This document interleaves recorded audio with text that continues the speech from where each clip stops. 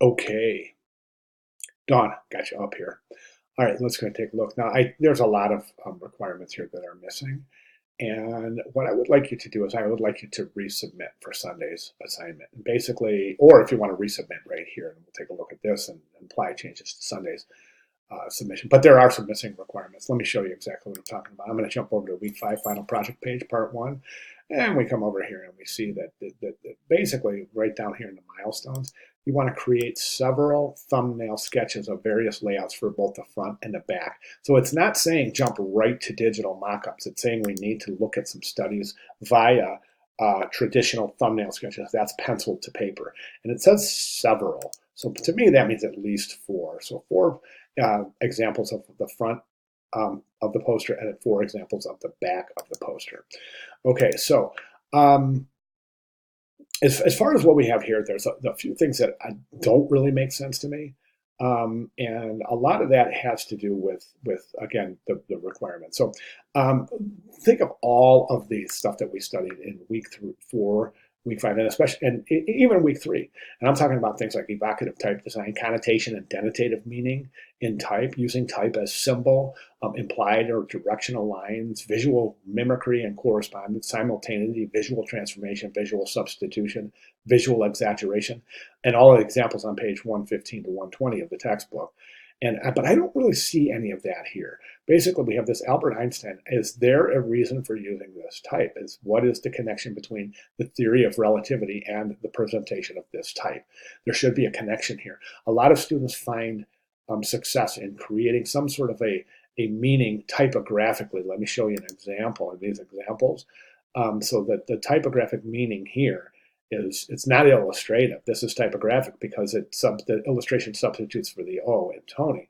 So if this illustration were over here, for example, it wouldn't work because it wouldn't be typographic meaning. We would be creating meaning via illustration. We want to create all meaning via typography, right?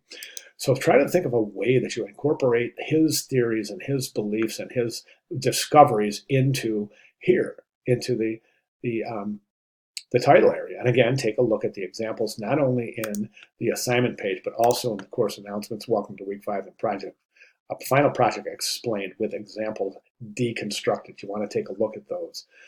Okay, so then we have the timeline. The timeline is just basically has this shape here. Is there relevance between this shape, Albert Einstein, and or the theory of relativity or anything? I mean, there's no visual connection at all, right? So what does this mean? What does this symbol mean? What does this shape mean? Is there any connection to the theory of relativity or to the laureate himself? And that's what we're shooting for. Right now, this is not necessarily a timeline. This is just basically a chronological listing of events. Okay, a timeline should be it should be designed.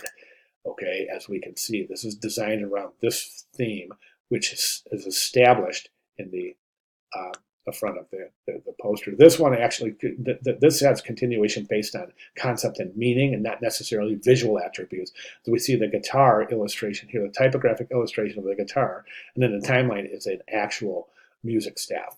Okay, so the timeline, again, just to reiterate, the timeline should not be a mere depiction of chronological events. It should be designed. Okay, so at this point, what I would like you to do is go ahead and resubmit. I'd like to see 4 sketches for the front of the poster, 4 sketches for the back of the poster. Remember, this is sketches. This is pencil to paper. Okay, so let's remain true to the project requirements. Now, at this point, Teresa, Dawn, let me know if you have any questions at all. If there's anything you don't understand or anything I said in the last 4 or 5 minutes that doesn't make sense to you, I would love to know. But what we need is this. For your presentation, we need this.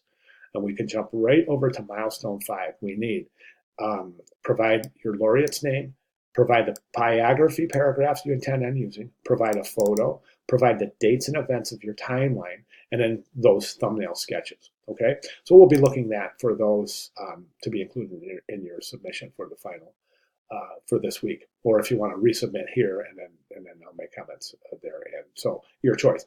All right. So, but we definitely want to incorporate all of those class elements, or not all of them, but a good portion of at least consider for inclusion. Okay. And I guess there's no reason really to talk about typography now because this is likely to change based on your sketches and your final decision. So we'll skip that right now.